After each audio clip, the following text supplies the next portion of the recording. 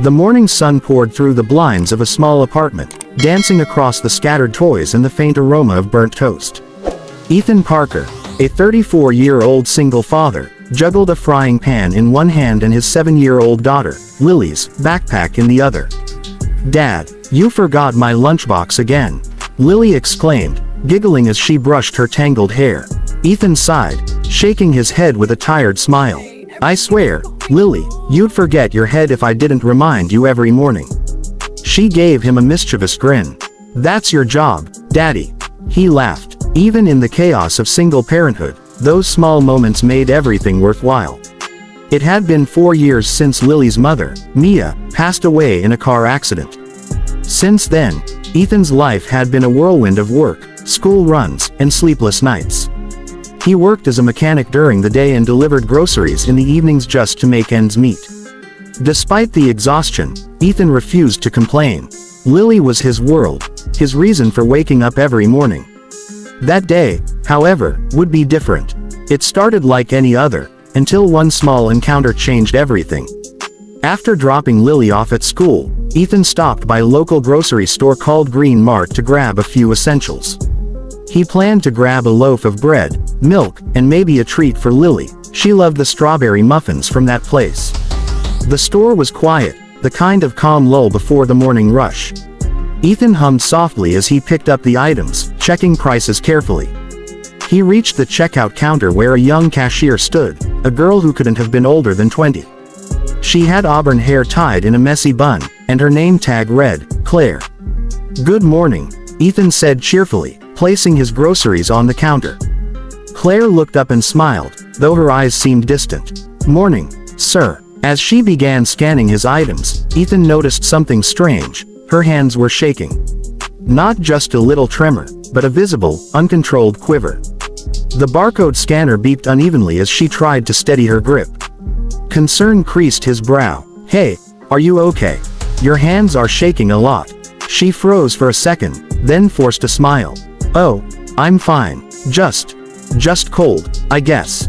But Ethan wasn't convinced. It was mid-June. The air conditioning was barely on. There was no way she was shivering from the cold. "Do you need to sit down or something?" he asked softly. "You look pale." Claire's lips trembled, and for a moment, she looked like she might cry. But she quickly shook her head. "No, really, I'm okay." She pressed her trembling hands to the counter, trying to steady them. "I just didn't eat much today. It's fine." Ethan frowned, hesitating. He wanted to say something, but he didn't want to embarrass her in front of the line forming behind him. So, he simply paid for his groceries, thanked her, and left, but her shaking hands lingered in his mind all day. That night, while Lily slept curled up with her stuffed bunny, Ethan couldn't shake the image of Claire's trembling hands. He'd seen people struggle before, mechanics at his shop who skipped lunch to pay bills, single moms coming in with broken cars they couldn't afford to fix. But something about Claire's eyes haunted him. There had been pain there, and fear. He thought about it all through his evening delivery shift. Around 10 p.m., he drove past Green Mart again. The store was closing, lights dimmed. Through the glass window, he saw Claire sweeping the floor, shoulders slumped, her movements slow and weary. Before he could talk himself out of it, he parked his car and walked inside. The store was nearly empty. The manager gave him a puzzled look but didn't stop him. He approached the counter where Claire was finishing up. "Hey," he said gently. "You probably don't remember me. I was here this morning." She blinked in surprise. "Oh, yeah, the man with the muffins." He chuckled. "That's me. My daughter's obsessed with those muffins." Her lips twitched into a tiny smile. "They're pretty good." Ethan hesitated. "Listen, I couldn't help noticing you didn't seem well earlier. You said you hadn't eaten much. Are you sure you're okay?" Claire looked down, her knuckles white around the broom handle. "I'm fine, really." "Claire," he said softly, "you don't have to tell me anything. I just know what it's like to struggle. And if you need help, even a sandwich or something." Her eyes filled with tears before she could stop them. She turned away, wiping at her face. "I'm sorry, I didn't mean to." "Hey, it's okay." Ethan's voice was kind, steady. No judgment. "I've been there." For a long moment, she didn't speak. Then, In a small voice, she whispered, "I haven't eaten properly in 3 days." Ethan's heart twisted. She explained, haltingly, that she'd moved to the city 2 months ago after her mother passed away. Her father had left years ago. She was living in a tiny room she could barely afford, working 2 jobs to keep up with rent. "I had another job at a diner," she said quietly, "but they cut my hours last week. So I've been trying to survive on what's left." Ethan listened, every word sinking deeper into his heart. "You should have told someone," he said gently. "I didn't want to be a burden," she whispered. "People already look at me like I'm just another screw-up." He shook his head. "No one deserves to go hungry, Claire. No one." She looked up, her eyes glistening. "Why do you care so much? You don't even know me." Ethan smiled faintly. "Because once, someone cared about me when I didn't deserve it either." He told her briefly about Mia, how, after losing her, he'd nearly given up. How a kind neighbor used to drop off meals for him and Lily, reminding him that kindness still existed. "That woman saved me," he said. "I just think, maybe it's my turn to pay it forward." Claire's lips trembled again, but this time she didn't cry. Instead, she whispered, "Thank you." Ethan invited her to grab a late-night bite at a nearby diner. She hesitated but eventually agreed. They sat in a small booth, the smell of coffee and pancakes filling the air. As they ate, she relaxed, the color slowly returning to her face. For the first time in a long while, she laughed.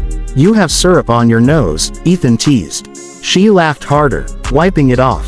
"Oh my god, I'm such a mess." "Nah," he said, smiling warmly. "You're just human." Over time, he learned more about her. Her dreams of becoming a nurse, her love for painting, the small acts of kindness she did for others even when she had nothing herself. That night, Ethan insisted on driving her home, and when they reached her small, run-down apartment, he quietly left a bag of groceries on her doorstep the next morning. She found it and cried for half an hour. Greater than, "Don't give up. The world still needs your light." EP. Days turned into weeks. Ethan and Claire began crossing paths more often. Sometimes, he'd bring her coffee before work. Other times, she'd leave a small drawing in his car, one of Lily's favorite cartoon characters. Lily adored her too. When Ethan introduced them, the little girl immediately declared, "You're my friend now, Miss Claire." The 3 of them started spending time together.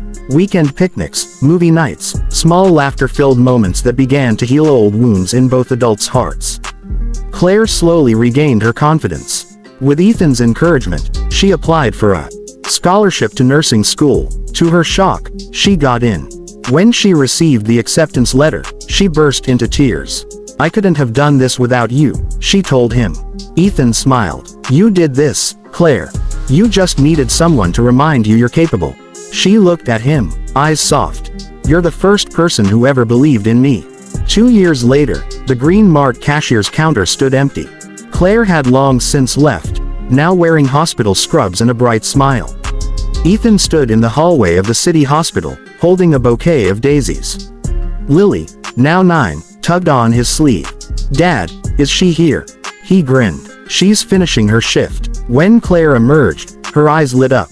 "Ethan, Lily." Lily ran into her arms. "We brought you flowers." Claire laughed, hugging her tightly. "You didn't have to." Ethan handed her the bouquet.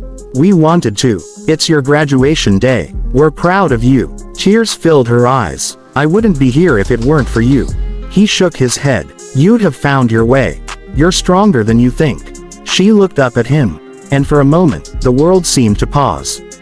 2 souls who had once been lost now found light in each other. Months later, Ethan and Claire stood together on a hill overlooking the city. Lily ran ahead, chasing fireflies as the sun dipped below the horizon. "You ever think about that day?" Ethan asked quietly. Claire smiled. "Every day. You asked why my hands were shaking." She looked at her steady hands now, glowing in the sunset. "And I told you something that changed everything." He smiled softly. "Your reply left me speechless." She chuckled. "Guess it worked out for both of us." They stood in comfortable silence, the air filled with the gentle hum of life. Then Claire turned to him, eyes warm. "Ethan, thank you for seeing me when I was invisible." He reached for her hand. Thank you for reminding me what kindness really means." Lily's laughter echoed through the golden air as the two adults shared a quiet, hopeful look, the kind that said this was just the beginning. And somewhere, deep in the heart of that ordinary city, the story of a single dad and a trembling-handed cashier became something extraordinary, a testament to how one small act of kindness can change two lives forever.